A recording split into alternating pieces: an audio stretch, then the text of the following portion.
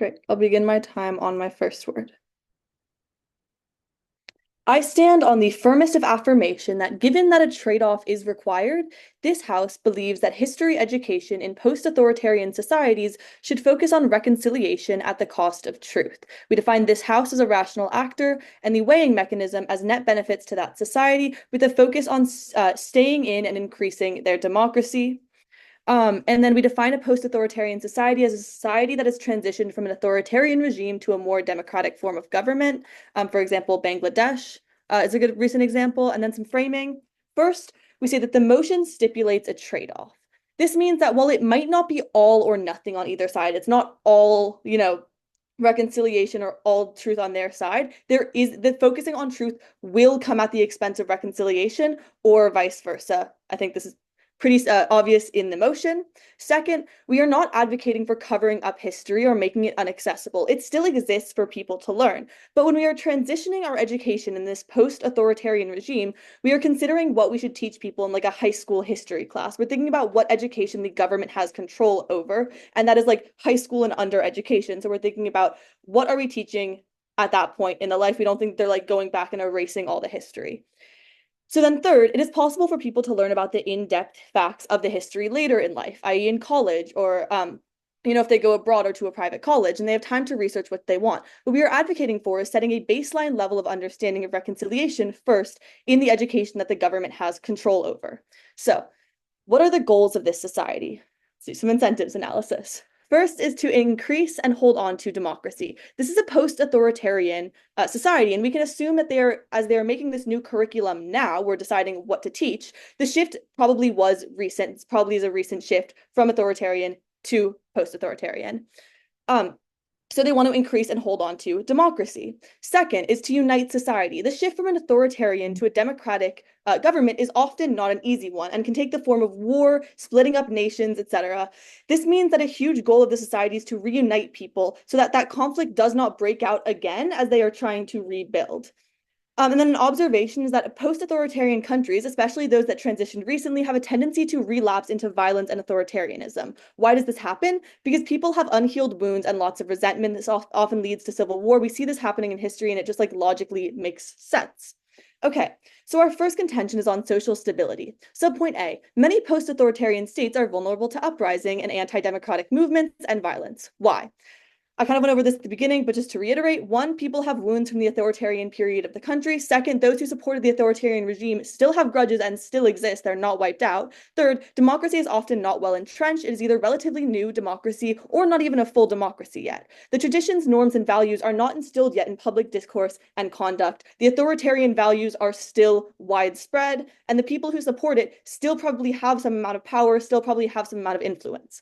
Subpoint B, without explicit focus on reconciliation, you reopen these wounds and re-entrench authoritarianism and violence. While we think that most of the time truth and reconciliation can coexist, at the times when they cannot, as the motion stipulates there are, it is better to focus on reconciliation and reuniting society. When someone hears about this history of oppression of certain groups or harm, and they're not the group that was harmed or oppressed, and maybe like their parents were more on the side of the authoritarian regime, the belief that this may have been a better society for them is more likely to reappear. This leads to people glorifying the violence of the past, the oppression, etc., instead of learning to support and uphold democratic equal values. We say that we should prioritize learning to uphold these values, especially in this time. So subpoint C is that the time this is taught is crucial. Now, Judge, what do governments, like what education do like most democratic governments have control over? It's like high school education and below that. If students want to go to like a private university or abroad for university, they can do that and they can learn about the history. We're not advocating for like wiping out all history, but when the government is controlling the curriculum, as we're talking about from this motion, this is like high school. And so we think that specifically that time is crucial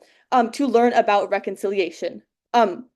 And so we think, the government recognizes that it's more important to learn about reconciliation at that time in life. However, when they're first introduced to this history, we think that it is far more important that they learn to reconcile and have good democratic values. And this means for that the rest of their education, when they do learn about this history, if they choose to, they're able to learn about this history through that lens, not through the lens of like, oh, my parents like that better. I think we should support that instead. So the impact is that without this focus on reconciliation, it leads to more likelihood that war breaks out again. There's more like instability within society, all of these bad impacts. The second contention is that truth cannot prevail without reconciliation. Subpoint A, without mending the bonds of a conflicted society, many won't accept the truth. That's because there are always different versions of history, and there's often supercharged with polarization and hatred.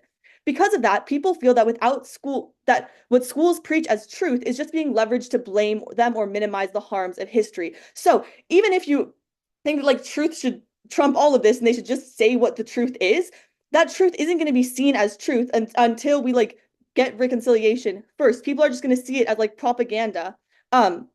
And they're just going to believe that it's being leveraged to blame them or minimize them, especially when the values and beliefs of the authoritarian regime are still entrenched in society and they can still be seen as like a good regime and we should go back to that. Subpoint B is focusing on reconciliation first gets people to come together and be able to agree on the truth. You can never get an agreement on truth when people hate each other, when people believe that that old regime that like oppressed people was better. However, when those wounds have been healed and when people realize to value democracy and value equality, you can start to reconstruct history. Subpoint C is that this distrust of authority and truth is really bad. Given that the opposed groups won't come together on truth, master narratives will be created by different groups. The implication of this is also that people distrust schools when you focus on just the truth. They think of schools as political entities, no matter what version of the truth is being taught. So the impact of this is that first, opposing groups and people who disagree can never heal their wounds because they literally just have different ideas of like what the truth is, and they believe that the truth the school is teaching them is just like propaganda used to minimize them and like go against this thing that they believed was better. And second, the wounds are entrenched in the long term, creating unsettleable conflicts. This leads to more instability and the inability for the government to continue to hold democracy and be more democratic. And the goals of this government is to hold on to democracy, is to become more democratic, is to unite society. So at the point where reconciliation must be done first before we can focus on truth, I'm so proud to propose. All right. Great speech. Is anybody not ready for me to begin? Off time really quickly again. I'm Campbell Langdon. I'll be the LO. Time starts in 3, 2, 1. I'm going to spend a decent amount of time first on the top of case 3 overviews and then a bunch of like random other things. Then we have op case 2 independent contentions, and finally onto gov case. Really quickly, I want to do a trigger warning. I'm going to talk about some historical atrocities in this debate, including but not limited to actions taken by the Japanese military against Chinese civilians in World War II. If anyone isn't comfortable with this, please let me know now. I won't go into details, but I will talk about it. No, we're all good. Wonderful. Let's get into the round then. 3 overviews. First, I really want to stress this, which is that Gov doesn't automatically get access to reconciliation. They have to prove that by focusing on reconciliation in these history classes, that they necessarily achieve it. And it's really, really important to note, if they don't actually warrant that out for you, more on that on op case. The second overview, though, is that by not teaching this to the general population, you are essentially erasing it in some way because the vast majority of people will never learn about it. Like, be honest with yourselves. Most people aren't going to go digging through the archives to find the atrocities these post-authoritarian countries have committed in the past. Also, we tell you that most post-authoritarian countries, especially in recent history, don't just have private universities, and the government's going to have more power than just managing the high school and middle school curriculums. They're going to do more than just that. Finally, third overview. So I'm like, what does focusing on reconciliation actually look like? Because we don't get this framing from the government side. We tell you that, to be honest, it's like censoring or not teaching a certain material in the classroom. That's really important. Okay, briefly on framing. I don't know why that Gov thinks that we should be prioritizing this on democracy. They don't give you any warrants. I think just pure util is better. That benefits the people. Pretty simple. And lastly, on their the observations about how these post-authoritarian countries have a tendency to relapse into violence and authoritarianism. Yes, all that jazz is true. Yes, this house wants to do good things for the country. We agree with all of their observations up there. With all of that being said, let's go down to op case. First contention is what was going to happen if this plan actually works. I.e., let's say that in this world, this nation is actually able to implement this policy that has history education focusing on reconciliation at the cost of truth. Let's look at the example of Japan and China after World War II. For some historical background, the Japanese military committed horrible atrocities upon the Chinese population, e.g. the rape of Nanking, and killed somewhere from 30 to 60 million citizens from 1937 to 1944 in the most horrific ways imaginable. I'm not going to go into details here. And after the war, the Japanese government ran a suppression campaign that did this exact motion, where even still, Japanese schools don't teach, thus the Japanese population doesn't learn about the atrocities their nation has committed. As a result of this, China and Japan are culturally at odds, because there has been, especially recently, a huge surge from the Chinese community to hold the Japanese government responsible. But it's really hard for them to do that because at this point, the individuals who are running the Japanese government don't even know these atrocities happened in the first place because they didn't learn about them in school. So let's say the Gov plan works. Let's say if people believe their education and like this works, then what's going to happen is that they're inherently going to be denying like the suffering that occurred, which leads to incompatibilities between two groups of people that have very different factual statements. We tell you that no matter how much you focus on reconciliation, you lose out on the truth. When you lose out on the truth, you lose out on actually being able to achieve reconciliation long term. The truth is a prerequisite for actually achieving reconciliation. The second subpoint here is on international impacts. We tell you generally the world doesn't like it when a nation feeds its citizens false information or refuses to teach its citizens information, and like they don't want to work with people that have like a different set of facts from you. It's really hard to do so. We tell you this hurts the ability of these post-authoritarian nations to like, accomplish a lot of things, especially on the international scale. Okay, OPC 2 on like what happens if the truth comes out, i.e. like what happens if like society learns that these post-authoritarian governments are like not teaching the truth and instead focusing on reconciliation. We tell you that in some cases, the truth is always going to come out. You can look to what's currently happening in Bangladesh, where their secret military prisons are being exposed. When this happens, we think the government looks really, really bad for focusing on reconciliation at the cost of truth for a number of reasons. One, we tell you that lying to your citizens, especially students, especially children, is like thought of as a bad thing. People don't want a government that's not transparent, and they especially don't like the idea of young and vulnerable minds being corrupted. Two is that this is a post-authoritarian society, as noted in the motion. The suppression of information is going to be thought of as a step back into the authoritarian society. Suppressive information is a key tool often used by authoritarian regimes. Thus, this is going to decrease trust in government. It's going to make people think worse of the government.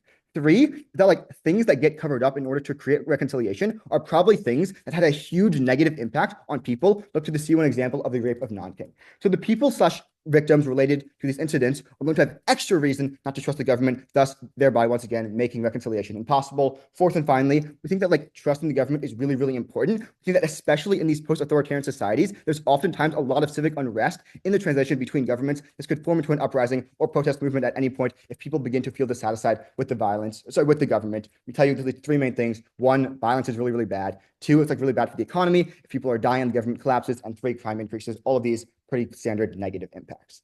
Okay, now let's go up Gov case. Their first contentions on uprisings.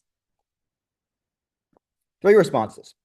One, we tell you that this idea that like people are going to have grudges, again, is going to exist in either world. And you can turn this pretty cleanly to flow up. Why? Because you're more likely to incite violence when these people who like have grudges against groups, possibly the government who's now in control, see that the atrocities committed upon them and their people are like not being taught to the future generation. Even if it's not true, they might see that as a suppression of information, as like a fight against them. That might incite violence. You can turn this point. More uprisings are actually going to happen in a Gov world. Two, on this idea of like, I just don't understand like what the Gov's link is. Because like focusing or learning to reconcile isn't like something that governments like do. Like it's not a specific policy. It's not a specific thing that like schools teach their kids to do. Like focus on reconciliation. What does that mean? I don't know. Gov doesn't really warrant this out for you. So it's kind of hard to buy any of their impacts insofar as like they don't tell you what that means. And three, we tell you that if the wounds are as bad as Gov says they are, then these individuals, or at least a lot of them, are going to learn about these grudges, these atrocities committed upon them from their families anyways. So the only delta in this round isn't whether or not the next generation knows. The delta in this round is whether or not they view the government as a somewhat authoritarian figure, which is suppressing vital information about their culture, about their people. That's the delta in this round. Once again, you can turn this point pretty cleanly to the op, insofar as this leads to less trust in the government and more of a possibility of a violent uprising. Now on Gov C2, about how truth cannot prevail without reconciliation. Three responses. One, once again, all this analysis relies on the unproven warrant that like by focusing on reconciliation, government automatically has access to more reconciliation, which again is not the motion. They haven't proven this. Two, to like they don't actually prove to you like any of this is actually going to happen. But most importantly, is that Gov never provides a warrant for how you switch from reconciliation to truth. Because if the government side is right and it's possible to get reconciliation through lies, and that's so great, why would you ever go back to talking about the truth? Look to the example on the first contention about China and Japan and the rape of Nanking. Once Japan glossed over their actions, they had no reason to go back and talk about the truth, and they still haven't. Insofar as you do this world where you focus on reconciliation now, you lose the possibility where you're ever going to be able to go back and focus on the truth and teach teach the truth to the future generations. We think this is really, really, really bad.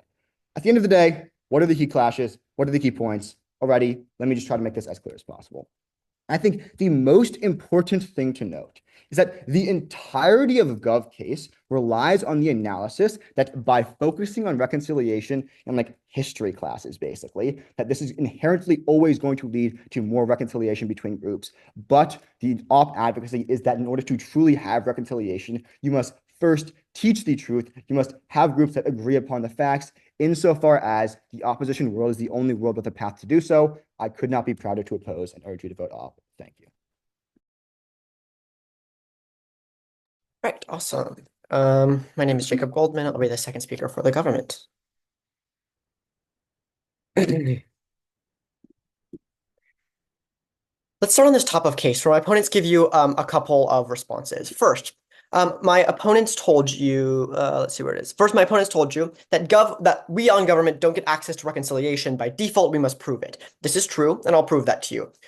The other part of this analysis is that op also doesn't get default access to truth because A, they have to prove that they will get truth taught correctly, and B, they have to prove that people will actually believe that truth. Otherwise, teaching truth does nothing. Why is that unlikely? We've already proven to you, and I'll get down to this later, why people are unlikely to trust the truth when it's preached to them. I'll also tell you now that it's unlikely that the perfect versions of truth are going to be taught. Think about it. It's a government, presumably one that rose out of a post-authoritarian, often civil war, who is now controlling the schools. It's unlikely that they're going to teach some of the most horrible atrocities, even if they think so. They might pursue a version of truth that they really think is true, but that many others don't, because often, like if you are the one that won a civil war, perhaps maybe you don't have all of the ideas of what truth is.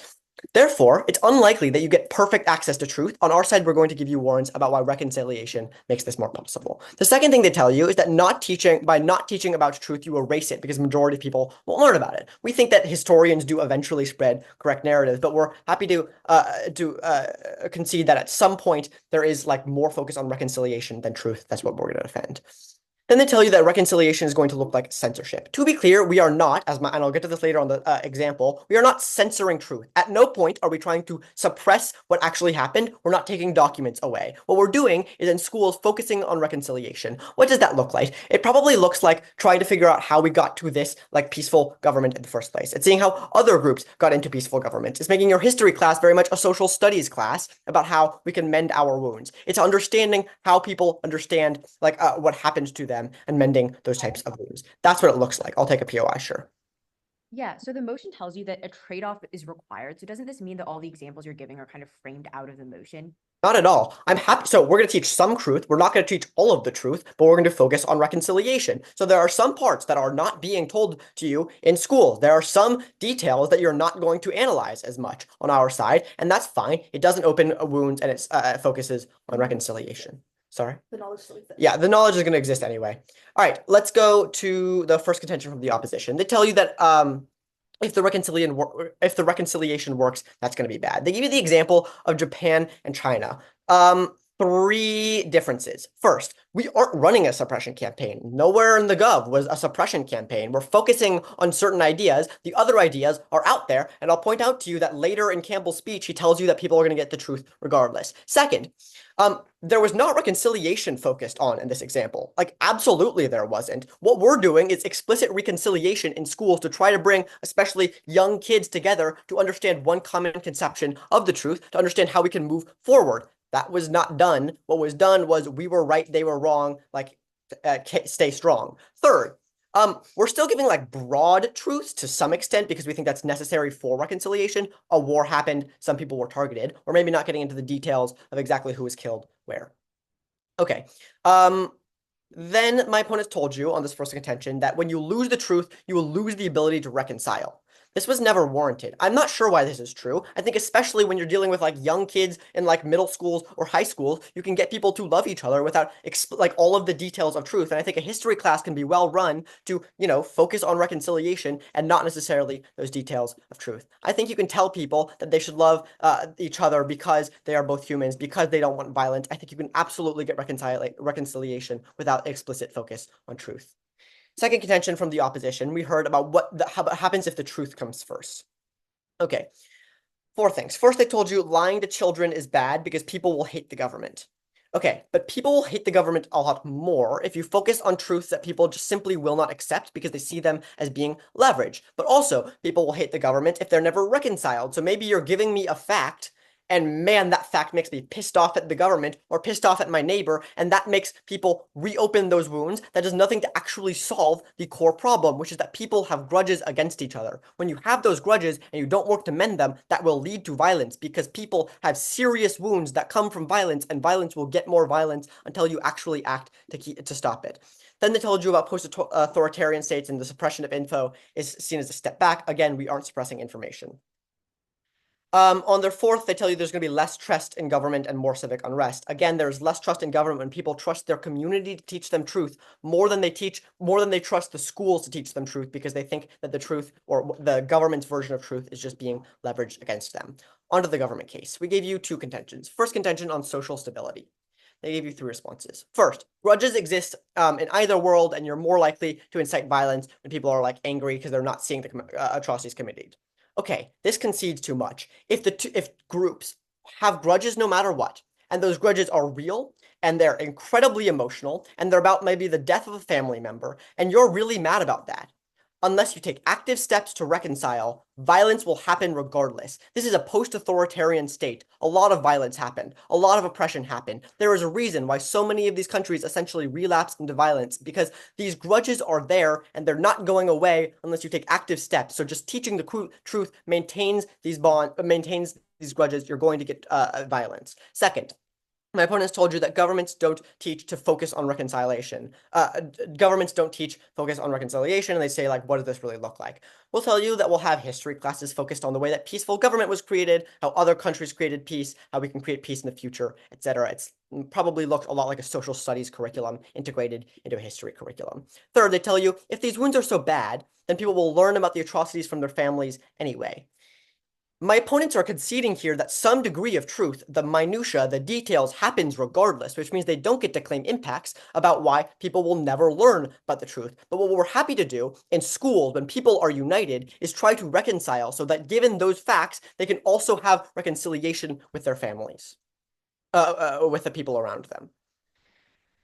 Okay, they also concede a lot of the rest of this first contention on how without explicit focus on reconciliation, you reopen these wounds. They never respond to the fact that if you don't take active steps, this violence will happen again. They've never given you an active mechanism. Like, they tell you maybe, suppressing the truth could make things bad, but we've given you warranting about why, absent this, you will inevitably re-entrench violence, and the government or the opposition team never told you why truth will stop this violence. That's not good enough. Second contention from the government side, truth cannot prevail without reconciliation. I think this is underdealt with and incredibly important because if we prove this contention, or to some degree of this contention, it means that we win the benefits that the opposition gave you because truth simply cannot prevail without that reconciliation coming first. They give you two responses. First, they tell you all of this analysis relies on the reconciliation education working. We tell you that this is fundamentally possible. Why? We think people don't really want violence. We think that when you unite people for school years, when they're young people, especially, you really can get the next generation to love each other. When you get friends together, that is your best opportunity. But also, we told you, again, OP doesn't actually even prove that truth will work either, so they don't get to leverage half this burden. Second, my opponents told you that we don't prove how any of this will happen because we don't prove once you start on reconciliation, you'll never go back to truth. This is wrong. Once you've mended some wounds and violence won't break out, once those wounds are mended and those grudges are destroyed, you can move back to being a normal history class. For those reasons, proud to propose. Okay, is everybody ready? Awesome. Then I'm going to start my time now. I think that there's a really important piece of analysis that's come out of the first three speeches of this round. And interestingly, I actually think it comes from a Gov speech. This is what we just heard from Jacob, which is that people are likely to trust their communities more than they trust their schools. This is where people hear about information for the first time, right? People's understandings of the world is fundamentally not based on what they learn in school, but rather based on what they internalize from their families, what they see in the world around them. I think that just on the top of case, before I go into Gov case in order, Op case in order, I want to talk about this because I think that this is really important to understanding how people interact with the ideas that are presented to them in school. We think that, as Gov says, people in a post-authoritarian society have wounds that are running very deep, right? People understand that like there's a significant amount of violence because they felt that they've experienced it. We think that Gov tells you that on their side of the house, that on our side of the house, what you see is a reopening of these wounds. We tell you these wounds are already open. What Gov does on their side of the house is they try to pretend as though they don't exist. We think that turns people against the schools. Since the schools are an extension of the government, the thesis of the op case is going to be that when you turn people against the schools by making the schools send them narratives that like don't resonate with their own personal experiences, they're going to turn against the schools and thus against the government as a whole, which leads to increased civil unrest. Okay, let's go into the Gov case in order. I think that the majority of their first argument, to be honest, isn't actually getting them that much offense. If you look to what you hear out of the first Gov speech, a lot of it is just reasons why reconciliation is difficult. They tell you first, people who supported the regime still exist. Second, there might be glorification of the regime from those who were benefited by it. Okay, these aren't reasons though to focus on reconciliation at the cost of truth. We think that these are actually reasons why it can be bad to focus on reconciliation at the cost of truth, because when these wounds run so deep, people aren't going to be willing to listen to your reconciling messages. Campbell points this out to you. He tells you in his speech that there's not enough Gov interaction on this point, that even though Gov tells you that they're going to focus on reconciliation, that doesn't mean they actually gain access to it. Gov responds by saying people want peace, but they don't deal with the analysis that they themselves give you, which is what people hear from their communities, what they know from their lives isn't peace. It's that there is some kind of violence. We think this means that all the analysis they've given you as to how deep these wounds run, how difficult it is for there to be reconciliation, is a reason not to try to gloss over violence and focus on reconciliation. Because what I want you to take away from this argument is this comparative analysis. Imagine that you are a person who's living in a post-authoritarian society. You feel like very distinctly that there's been some kind of violence that is committed against you or your people. Maybe your family members have been killed. You go into school. Would you rather that school validate what you feel by saying there was a significant amount of violence that was enacted? Or would you rather that the school focus instead on other things, that the school tells you about all the like peaceful relations that you've had in the past? Really crucially, this reconciliation has to be to some degree untrue, because the motion tells you that there's a trade-off between reconciliation and truth. This means that in order to get reconciliation, you can't just be talking about true things. You can't just do what the MG says, where you talk about like all the true ways that this peaceful government came to be. You have to lie. And we think that lies feel false to people. We think if you've suffered an extreme amount of violence, you go into school on Gov side of the house, they gloss over the violence you've experienced, they lie to you, you're going to be more angry. This actually reopens as opposed to, no, thank you, I have a lot to get through, as opposed to on our side of the house, where we validate the pain that people are actually feeling. We think that's what's going to make people more stable. You can turn this argument because on their side of the house, you see more instability and more of a turn against the government. Okay. Now let's go on to their second argument, which is that the truth can't prevail without reconciliation. Gov tries to tell you that this is the most important point in the round, but they don't actually interact with the responses that Campbell gives you that clearly take it out. There's two layers of analysis. First is this analysis that's like a cross application of the overview, right? Which is that all of Gov case relies on the unproven warrant that Gov has more reconciliation. Gov responds by saying, no, they've done enough work to prove this. People want to reconcile because they don't want there to be violence. Sure, people might want to reconcile, but that doesn't mean that focusing on reconciliation is the way to do that. In fact, we tell you that focusing on reconciliation, when that reconciliation means lies, is actually actively not the way to do that, because when you're making that decision to focus on reconciliation through lies, you're alienating people because the messages that you're sending them don't resonate with what they hear from their communities, which, as the MG tells you, are what people listen to first, because it doesn't resonate with what they've personally experienced in their lives. We tell you that that means that you're not actually gaining reconciliation on Gov's side of the house. But then the second layer of analysis is that you can't actually go back, or at least even if you want to go back to, like, I don't know, telling the truth post-reconciliation, you're not going to do it. The MG, again, mishandles this by saying once you've mended wounds, you can just move back to being a normal history class, right? Once you've already reconciled, you can go back to telling the truth. But what they don't interact with is this analysis Campbell gives you, which is that even if that's possible, people aren't going to want to do it. Look again to the example of Japan and the rape of Nanking. They don't want to go back. They don't want to deal with the atrocities that they've committed, even if it's something that is hypothetically possible for them to do, because it is better for them now that they've succeeded at reconciliation, even if you believe that that's possible, to continue to gloss over it. I think that's really important here. Okay, so overview on the Gov case. Why aren't you going to be voting for Gov in this round? I think first is at the point at which they're probably not actually getting reconciliation. Focusing on reconciliation doesn't mean that you actually get it. When you lie to people about the experiences that they've had, they feel alienated from you. They feel like you don't understand them and they're more likely to rise up against the government. Then secondly, if you actually get reconciliation, then you can never gain access to truth, which means that true reconciliation can never actually exist.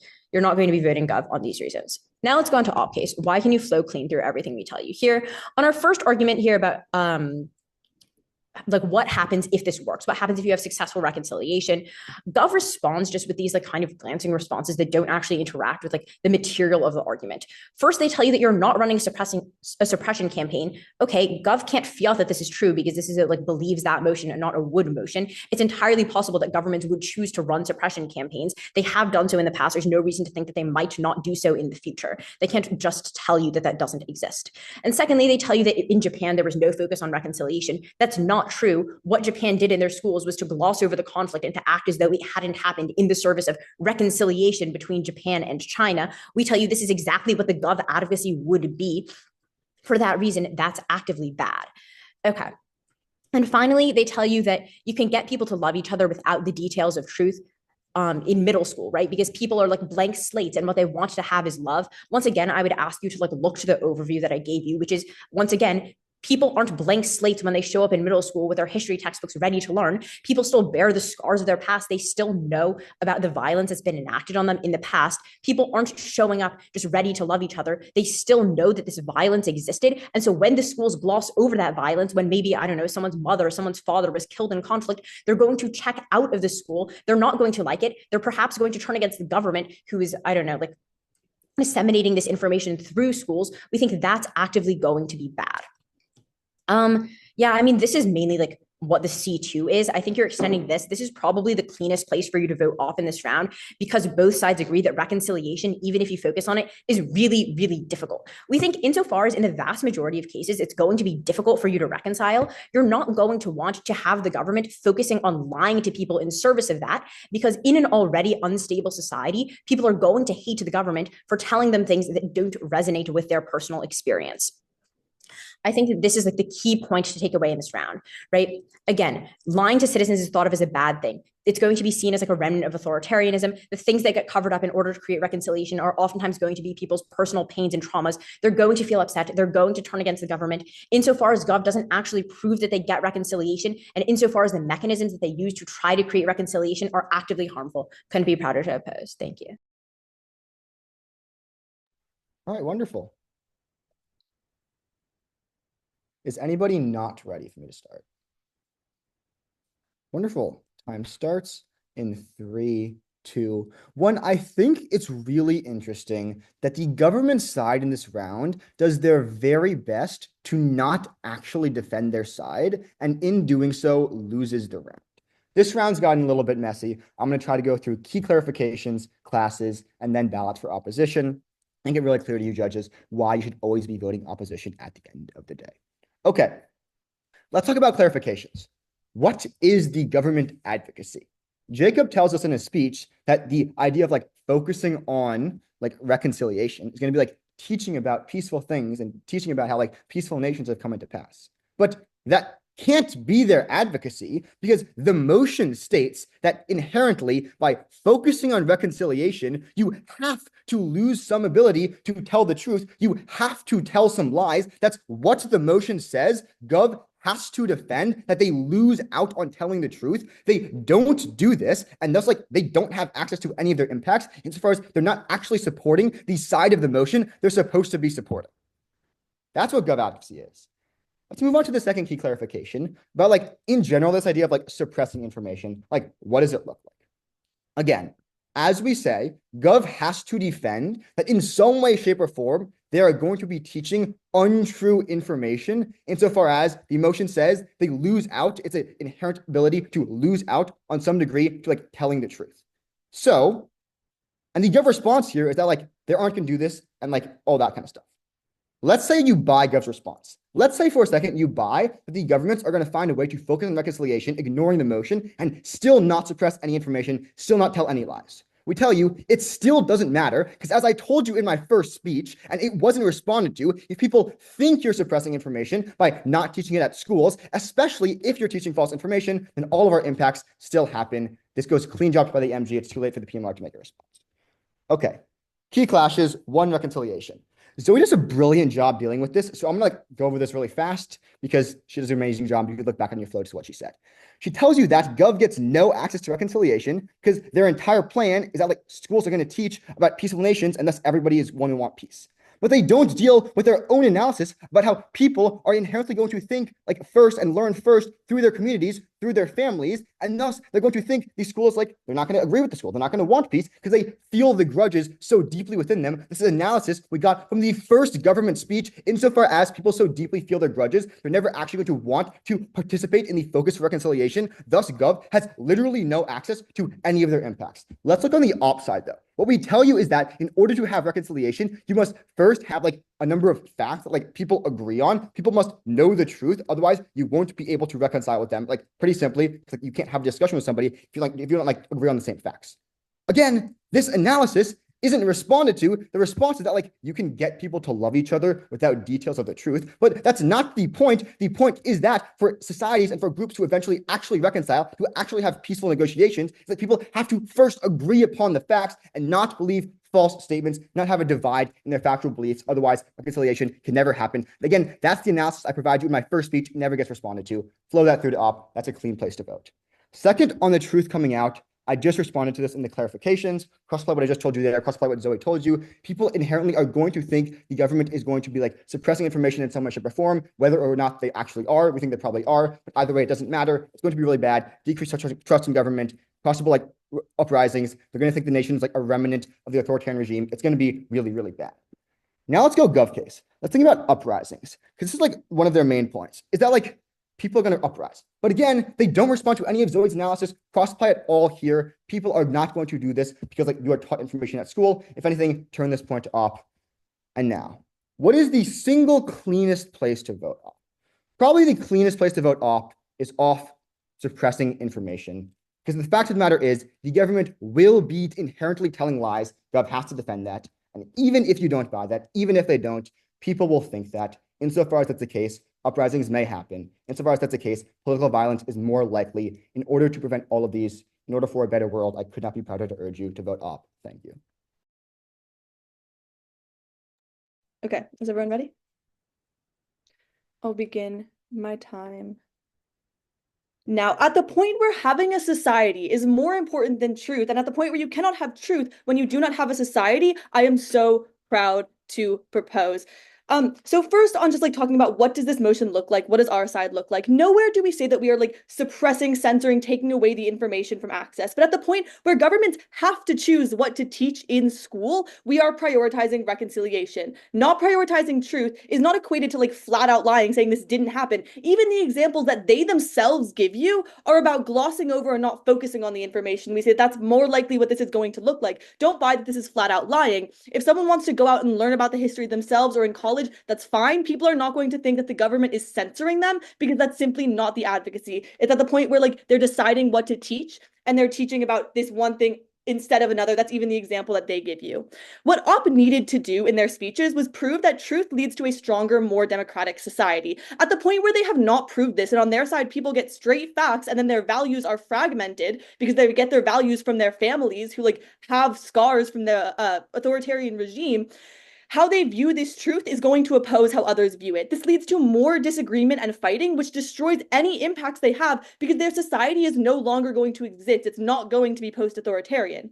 So our first voter issue is on the stability of society. We tell you that if you focus on teaching children about reconciliation, peace, equality, and democracy, you help to instill those values. The link here is pretty clear. If you learn about something in school, you are one, more aware of it and know more about it, and two, are more likely to view it well, because if you understand something, you're more likely to support it and understand it. We tell you that it is conceded by the opposition that this government is unstable, that there is a high likelihood of anti-democratic uprisings. This means that the most important thing for the government to do is get further support of that democracy and equality. This needs to happen before we can focus on the truth. They tell you that people will learn about the atrocities from their family and from society. Yes, we agree. But when they learn about it, it is with the knowledge and values they have from reconciliation that they learned in school. This means that they are more likely to view the truth in a way that helps support equality and democracy, that helps look to the future and think, okay, yes, this happened, how can we improve?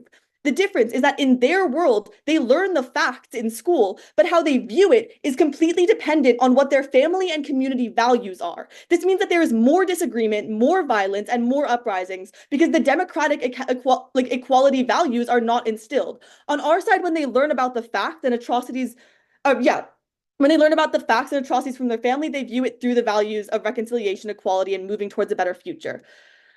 They say it's bad to focus on reconciliation because wounds run too deep for people to want to reconcile. One, we say the important actor here is young kids in schools who want to love their friends and want to reconcile. If the reconciliation succeeds here, truth doesn't. Second, if these wounds really run deep, why is truth going to create solvency? We forget facts, but we don't forget the values, and we live our life through values. Our second voter issue is on reconciliation.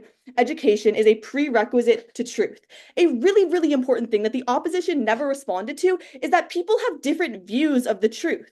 The truth that they're teaching in this school might be completely contradictory to the truth that they're taught at home. This leads to more conflict and less reconciliation. They told you that people are going to trust their communities more than schools. Why would they trust their the school on this different version of truth than what their families say? Until we have shared values and a more united society, we cannot have a narrative of truth that anyone cares about. They tell you that the government can't fiat that we won't run a suppression campaign.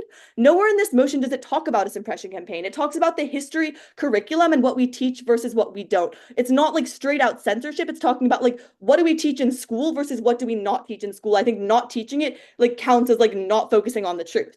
They tell you that lying to people turns people against their schools because their version of the truth doesn't align with the school. Or no, they tell you that lying turns people against the schools because their version of what happened isn't covered in school. And we say that this happens more on their side. If I'm in one community and I've been told one version of the truth and the school is teaching another, again, I'm going to be more likely to distrust the school than if the school taught me values to uphold and then my family teaches me about an atrocity and I view that atrocity through the values the school taught me, which upholds democracy, equality, and the things that this society needs to have. At the end of this round, no op speaker told you why truth will result in peace. Even if you believe that teaching reconciliation is unlikely to create peace, at least we gave you mechanisms and it is more likely. We've proven that it's more likely to create a stronger society. They have conceded that they are likely to relapse into violence. It's not enough for them to minimize the probability of reconciliation working. They have to prove that truth would work better. And at the point where they haven't, their society is one that falls back into authoritarianism. So on weighing, on magnitude, the most important magnitude in this round is preventing a return to violence. Impacts about hating the government doesn't matter if you just completely get civil war again, if you completely aren't able to hold on to this post-democratic or this post-authoritarian society. And on probability, it is always more probable that the government prevents violent outbreaks. OP conceded that these societies tend to return to violence. They tell you that people hate each other and want to do the violence, and they never gave you a mechanism for why they prevent this outbreak. On Gov, you get mechanisms for why reconciliation works and why teaching these values helps to create a better society. For these reasons, I'm so proud to propose. So, great round, guys. If the competitors are ready to hear the decision. So ultimately it ended up being a 2-1 decision for the op. I also voted the op, so I'll begin by giving my RFD. I think the main point I ended up voting on is the really clear warranting op provides on how uniquely, because there is a trade-off, that means that the government is losing access to the truth. The affirmative tries to show how you're not taking away info and you're not teaching it in only high school, but you have access to that information later. But negation side, in either their second or third speeches, they talk about how a lot of these states that come from this post-authoritarian society, in these states, they don't have access to private universities or these historians. They talk about how the government has a lot of control, and by teaching a certain narrative, that's probably going to be what's happening. And they provide a very strong example of Japan and the rape of Nanking. And I think this example really solidified their case because they talk about how the purpose was for reconciliation.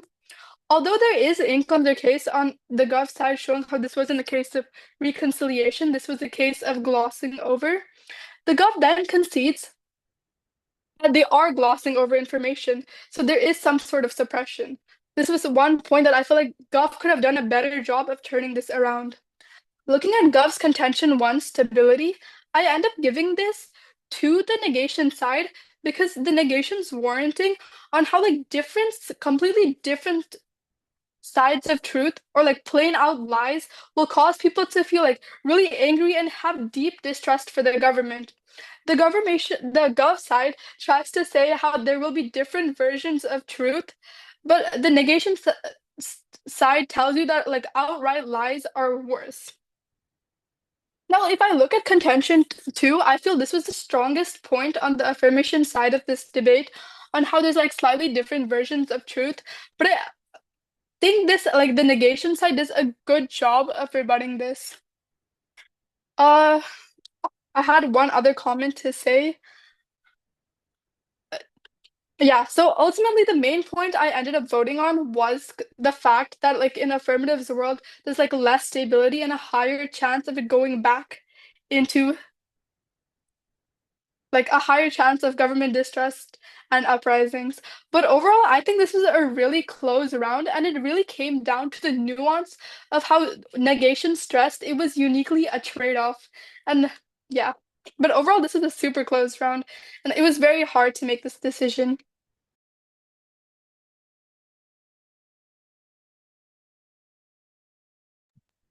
Clover, do you want to go next or? I can go next. So I also gave my ballot to the opposition. And so I want to stress, like, obviously, congrats to both teams, and that this was an actual really close round. Like, after every single speech, like, I kept, like, going back and forth on who I should vote for. And ultimately, what, like, kind of solidified my position was the LOR versus the PMR. So, so under Gov C1, right, about social stability, I did not buy this, right? And the reason for this was if people who like are victims of violence or their families are victims of violence and they see what just happened getting glossed over like Gov concedes, then they are going to build resentment to the school.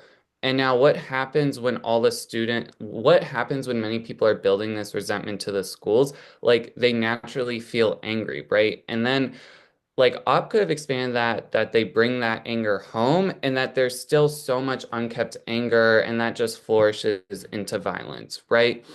So I don't buy that. I and a key point on this was Campbell said that the Delta is the future generation. And that's what really like convinced me was because this comes back later in the second intention, so I'll just move on. So the second intention was truth cannot prevail without reconciliation, right?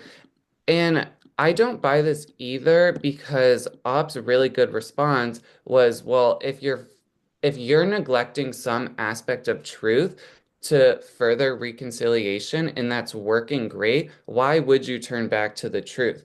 And gave the example of like Japan and China. And I think that's really true because we can see that Japan really has not gone back to the truth, and we can see how future generations are still having this tragic history glossed over. And so what does that do? That still furthers the divide between the two countries. Um, so yeah. And then onto op case. So I did buy the first contention, like, because that essentially was like the Japan and China example. And Gov's response to this was we aren't running a suppression campaign. But that's not like I didn't find that to be true because there is an inherent trade-off, right? Glossing over history is a form of suppression. And I think Zoe like highlighted that, right?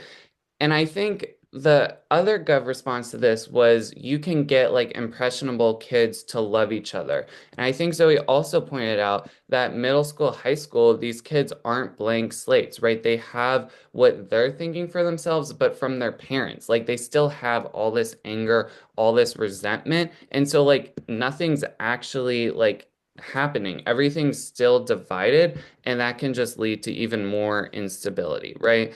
And then OPSI 2 was like the truth will always come out. And the response to this is that like people hate the government a lot more if you focus on the truth that people hate.